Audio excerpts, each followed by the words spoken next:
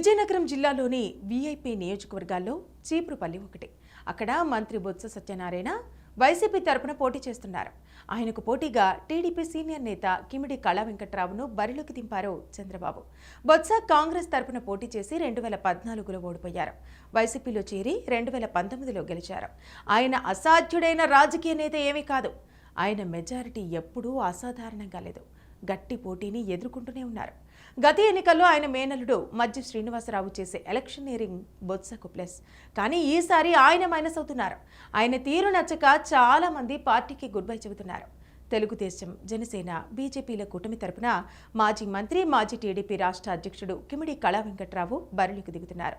నియోజకవర్గంలో పేరుకు అభ్యర్థి బొత్స అయినా అంతా ఆయన మేనల్లుడు మజ్లి శ్రీనివాసరావు అలియాస్ చిన్న శ్రీను కనుసన్నుల్లోనే వ్యవహారాలు జరుగుతాయి. త్రిమూర్తుల రాజు, గద్దె బాబురావులు గతంలో వైసీపీకి మద్దతు పలికినా ఇప్పుడు టీడీపీలో చేరారు. బొత్సకు భారీ మెజారిటీ ఇచ్చి మొరకముడిదం మండలంలో కీలక నేతలుగా ఉన్న వారంతా టీడీపీలో చేరిపోయారు. దివంగత ఎమ్మెల్యే కోట్ల సన్యాసలప్పల నాయుడు కుటుంబం మొత్తం టీడీపీలో చేరింది. భారీ కుటుంబం అయిన వీరు మండలం మొత్తంలో వివిధ పదవుల్లో ఉన్నారు. గరివిడి మండలంలోనూ చేరికలు కనిపిస్తున్నాయి. మేజర్ పంచాయతీ అయిన సోమలింగాపురం వైసీపీ నేతలంతా టీడీపీలో చేరిపోయారు. బొత్సకు ఏకపక్షంగా ఓట్లేసే గ్రామాల్లో ఇప్పుడు 2 వర్గాలయ్యాయి. కళా వెంకట్రావు సీనియర్ నేత కావడంతో సీనియర్ వైసీపీ నేతలు కూడా కలిసి నడిచేందుకు వస్తున్నారు. అయితే తన సీటును పెదనాన్నకు కేటాయించడంపై ఇప్పటికీ కిమిడి నాగార్జున అసంతృప్తిగానే ఉన్నారు. ఆయనను దారిలోకి తెచ్చుకోవాల్సి ఉంది. అయితే బొత్స సత్యనారాయణ ఈసారి పోటీకి దూరంగా ఉండాలనుకున్నారు. రాజ్యసభకు వెళ్లాలనుకున్నారు. చీపురుపల్లి సీటును చిన్న సీనుకే ఇప్పించాలనుకున్నారు. కానీ జగన్ మాత్రం పోటీ చేయాల్సిందేనని చెప్పడంతో బరిలోకి దిగారు.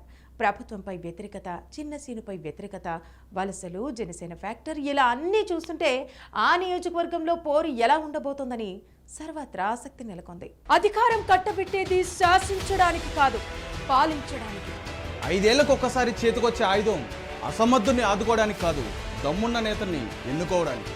ప్రజాక్షేత్రంలో ఎంతటి ఘనుడైనా మట్టి కొరగొచ్చు, మట్టి మనుషులకు సైతం పట్టం కట్టొచ్చు. ఎవరిని సింహాసనం ఎక్కించాలో, ఎవరి మెడలు వంచాలో ప్రజలకు బాగా తెలుసు. ఇప్పుడు సమయం ఆసన్నమైంది. ఈసారి ఎన్నికల్లో ఏ పార్టీ సామర్థ్యం ఎంత, ఏ నియోజకవర్గంలో ఎవరి బలగం ఎంత, ప్రతి నియోజకవర్గంలో ఒక్కో నేత సత్తా ఎంత, గతంలో చేస్తానని చెప్పిందెంత, చేసిందెంత, చెయ్యబోయేదెంత, సూటిగా సుత్తి లేకుండా చెప్పడానికి మేము రెడీ. మీరు రెడీనా?